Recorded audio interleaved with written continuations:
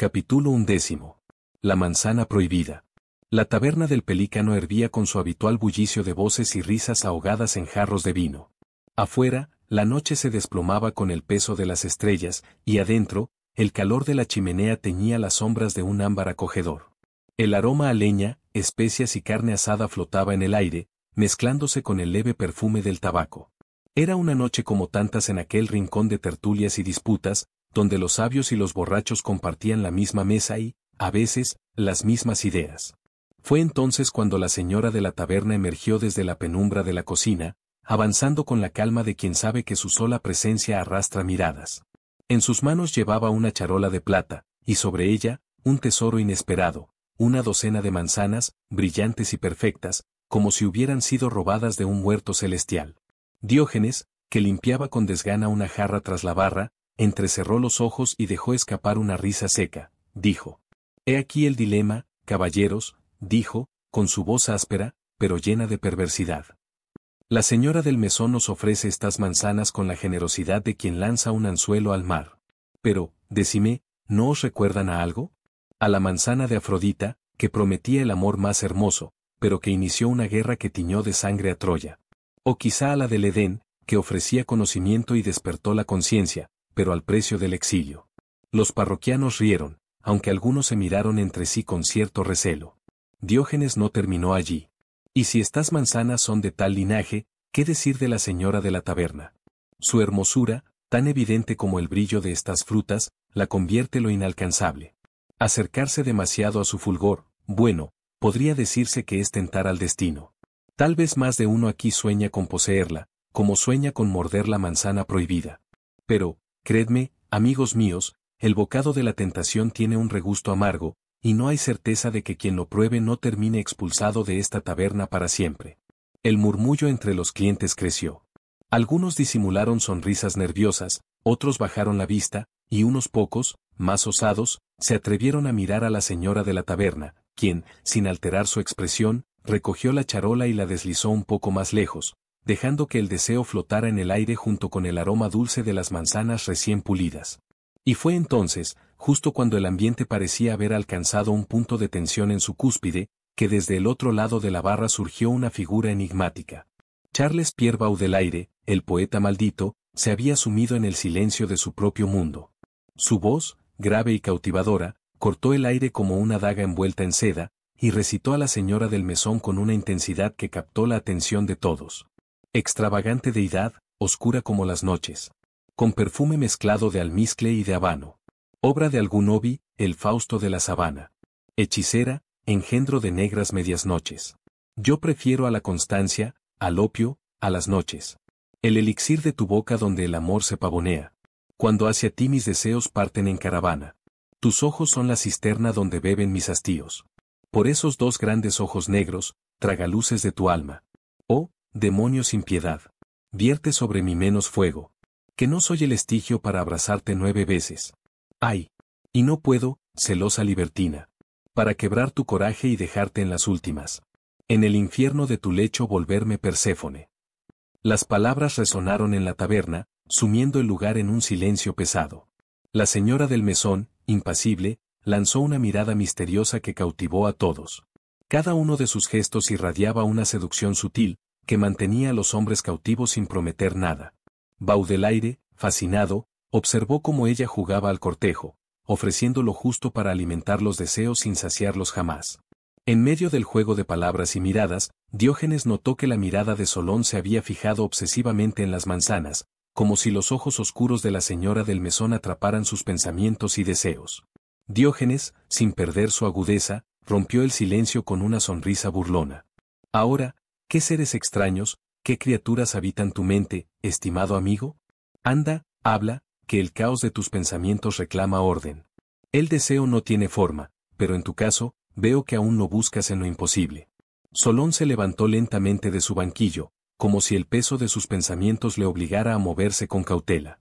Su mirada no se apartaba de las manzanas, brillantes bajo la luz temblorosa de la chimenea, y cuando alargó la mano para tomar una, el murmullo en la taberna se disipó. Sostuvo la fruta con una reverencia casi ritual, sopesándola en su palma antes de acercarla a sus labios.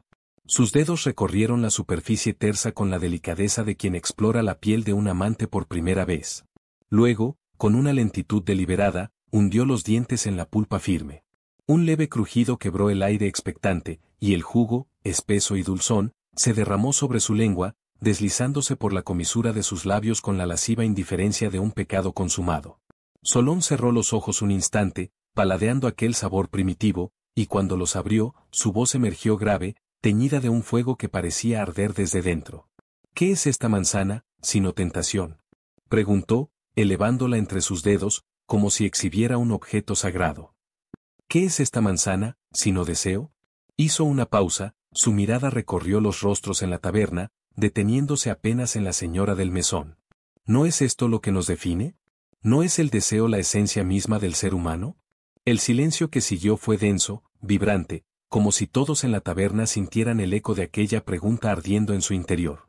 3 figuras se levantaron de las mesas en un instante, como si la pregunta de Solón hubiera encendido un resorte invisible en sus almas, se acercaron a Solón con tal prisa como si el deseo mismo motivara su ansiedad por hablar. Eran Sigmund Freud, Giacomo Casanova y Epicuro, cada uno impaciente por apropiarse de la palabra, ansiosos por desentrañar el misterio del deseo. Freud, con sus ojos penetrantes y su barba imponente, ajustó sus lentes con un gesto nervioso, como si ya estuviera desmenuzando la psique de Solón. Casanova, siempre elegante y seductor, sonrió con una mezcla de burla y fascinación, mientras jugueteaba con el borde de su copa. Epicuro, sereno pero con una chispa de gozo en la mirada, cruzó los brazos, listo para argumentar. La voz de los 3 se alzó al unísono, cada uno imponiendo su teoría sobre el deseo, pero Solón levantó la mano con firmeza, imponiendo orden. Uno a la vez, caballeros. El deseo bien puede ser un caos, pero nosotros, que lo analizamos, no debemos caer en su mismo frenesí. Freud fue el primero en hablar, inclinándose apenas hacia adelante. El deseo es la fuerza primigenia que nos gobierna.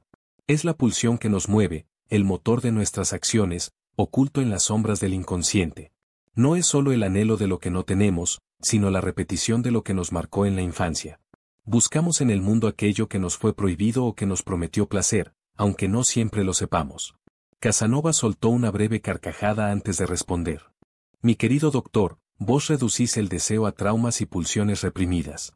Yo os digo que el deseo es el arte de la conquista, la búsqueda del placer en su forma más pura. Es el juego entre lo posible y lo imposible, entre la seducción y la posesión. No hay mayor placer que el que se encuentra en la anticipación, en el roce sutil de lo que aún no es nuestro. Epicuro, con un gesto tranquilo, esperó a que Casanova terminara antes de hablar con una voz que exudaba sabiduría. Ambos tenéis razón, pero permitidme añadir algo. El deseo es la búsqueda del placer, sí, pero no de cualquier placer. Solo aquellos placeres que nos otorgan serenidad son dignos de perseguirse. No es el deseo desmedido el que nos hace felices, sino aquel que puede ser satisfecho con mesura. El mayor error del ser humano es creer que la insaciabilidad es sinónimo de la plenitud.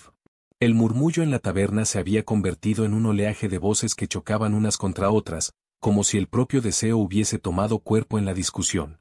Solón, con la manzana ya a medio consumir, se apoyó en la mesa con una sonrisa enigmática. Los rostros a su alrededor reflejaban el fervor de la charla. Pero la noche no había hecho más que empezar. La presencia de Freud, Casanova y Epicuro había bastado para encender la llama, pero ahora, nuevas figuras se acercaban, atraídas por el calor de la discusión como polillas al fuego. Alfred C. Kinsey, Foucault, Sartre, el Marqués de Sade, San Agustín y Schopenhauer tomaron asientos sin preámbulos, cada uno con su propia expresión, algunos con la picardía del que espera escandalizar, otros con la gravedad de quien pretende poner orden en el caos. Solón, sin inmutarse, lanzó las preguntas como quien arroja leña a la hoguera. ¿El deseo es una manifestación de la naturaleza humana o un artificio de la cultura? Inició, mirando a los recién llegados. ¿Puede haber erotismo sin deseo? ¿O el deseo es la esencia misma de lo erótico? Fue Kinsey quien rompió el silencio con la voz segura del científico. El deseo es, ante todo, una respuesta biológica. No hay civilización que pueda erradicarlo ni moral que logre sofocarlo por completo.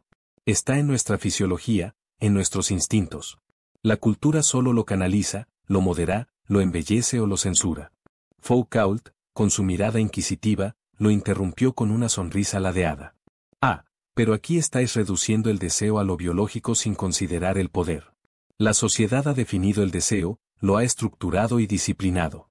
Nos han hecho creer que deseamos por naturaleza, pero, en realidad, deseamos según cómo se nos ha enseñado a desear.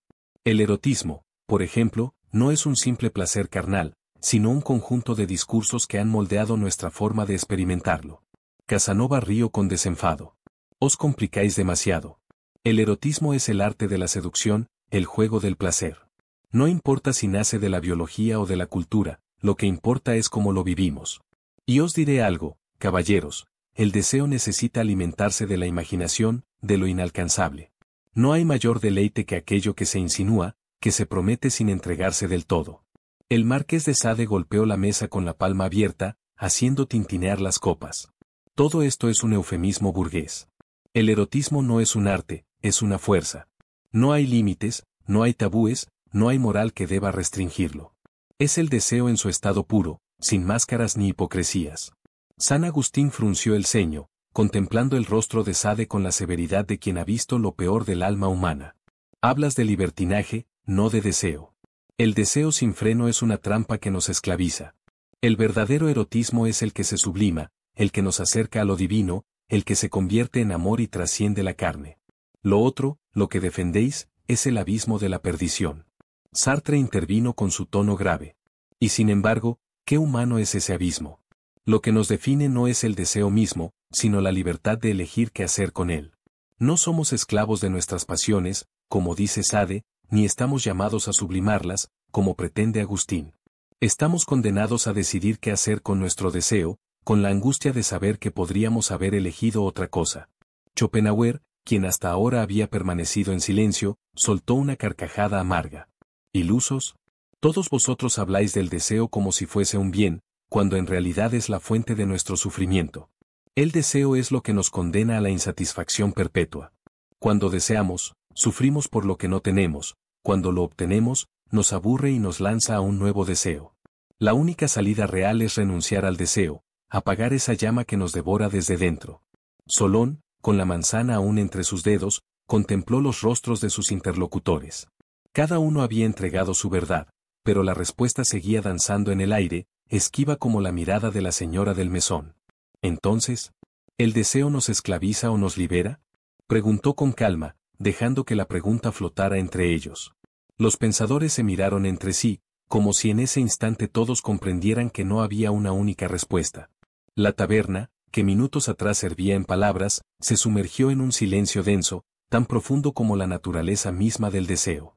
Solón, con la manzana aún entre los dedos, dejó que su mirada recorriera el rostro de cada uno de los presentes antes de lanzar una nueva interrogante, una que se alzó como una sombra sobre la discusión. Si el deseo es tan fundamental para nuestra naturaleza, decime, ¿por qué tantas doctrinas han intentado sofocarlo? ¿Por qué la vida ascética se ha erigido como un ideal en tantas tradiciones? ¿Es la continencia una virtud o una imposición? ¿Es el celibato un acto de disciplina o un mecanismo de control? Los rostros de los presentes se tensaron, como si las preguntas de Solón hubieran tocado una fibra demasiado profunda. Fue San Agustín quien respondió primero, con la solemnidad de quien ha luchado contra sus propios deseos.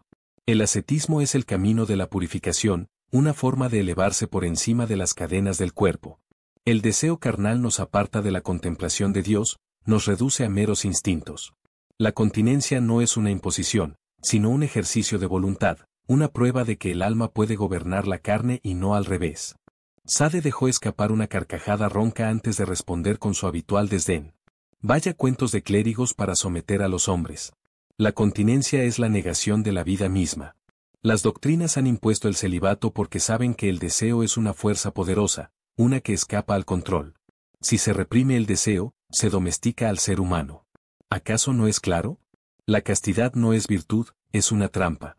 Foucault, con su mirada penetrante, intervino con un tono calculado. Sade no está del todo equivocado. La continencia no es una mera decisión individual, ha sido un dispositivo de poder.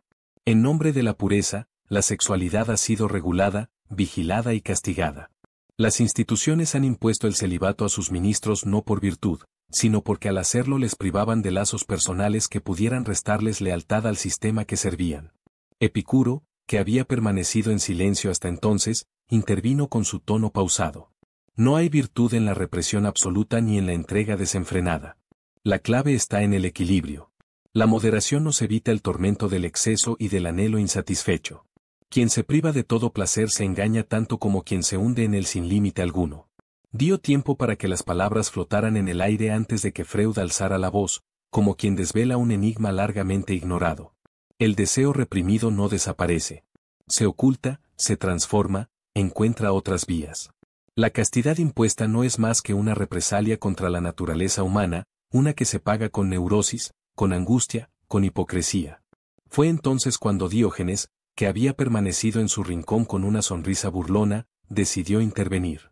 Levantó su jarra con desdén y proclamó con su habitual irreverencia: «Oh, pobres diablos, discutiendo sobre el deseo como si fuese un enigma indescifrable.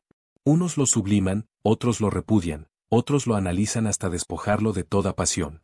Pero decime, ¿qué haréis cuando, después de todas vuestras teorías, la carne os reclame su tributo? La castidad forzada es una mentira, la continencia voluntaria, un juego para necios. Yo prefiero la sinceridad de los instintos antes que la pomposidad de los discursos».